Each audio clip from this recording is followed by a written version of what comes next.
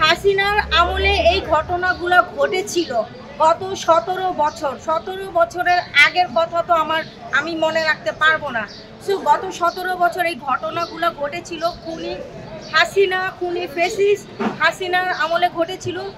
তার আমলে কোনো বিচার হয়নি, এখন পর্যন্ত কোনো সরকার ঠিক হয়নি। দেখা যাক সামনে বিচার আদৌ হবে কি না। আচ্ছা আপু, আমার কাছে একটা প্রশ্ন, আপনি যখন সাকিব খানের সাথে সিনেমা সাকিব ভাইয়ের সাথে 4টা সিনেমা হলো, আমার প্রথম সিনেমার নাম বলে ফেলছি তো, নিঃশ্বাস আমার তুমি, ভালোবেসে মরতে পারি, প্রেম করে দিই, ডন নাম্বার 1। আচ্ছা, সাকিব খানের সাথে সিনেমা করার পরে একটা সময় দেখা যাচ্ছে যে পড়ার আপনি করেন নাই, বা কেন গেলাম ঠিক না সেভাবে বলবো না।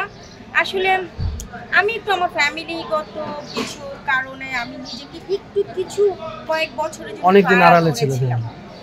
আগে তো মোটামুটি আপনি স্টেজ প্রোগ্রামগুলো তো মোটামুটি যাইতেন থাকে কিনা? দুবাই আর্টিস্টদের নিয়ে অনেক প্রোগ্রাম থাকে, স্টেজ শো থাকে, তো সেই স্টেজ প্রোগ্রাম করতে যায়। অনেকেই বলে যে দুবাই যে তাই না, তাদেরকে তো ওখানে ইনভাইট করেই নিয়ে যায়। তো ওইটাও তো একটা শিল্পী, একটা আর্টিস্টের ওইটাও তো একটা তার গুণ। সেইভাবে ক্লাব ভাবে দেখলে তো এটা হবে না যে আর্টিস্ট হিসেবে সে ক্লাবে পারফরমেন্স করতে গিয়েছে।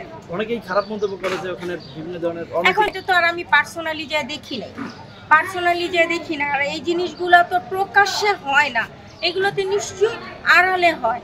এখন যার পার্সোনাল যার ব্যাপার এটা। আচ্ছা, চলচ্চিত্র ইন্ডাস্ট্রিতে আসলে আমরা দেখি অনেক সময় নতুন নায়িকা বা নবাগত নায়িকারা আসলে তাদেরকে হয়তো বা গিভ অ্যান্ড টেক সম্পর্কের মাধ্যমে আসলে কাজটা পেয়ে জবাব দেওয়া উচিত। আসলে ভালো মন্দ সব জায়গায় আছে, কিছু সেক্টর আছে গিভ অ্যান্ড টেক, কিছু সেক্টর আছে যে নিজের যোগ্যতা দিয়ে কাজ করা যায়, চাইলেই নিজের যোগ্যতা দিয়ে কাজ করা যায়। ঠিক আছে, ওকে আপু, অনেক অনেক ধন্যবাদ আপু।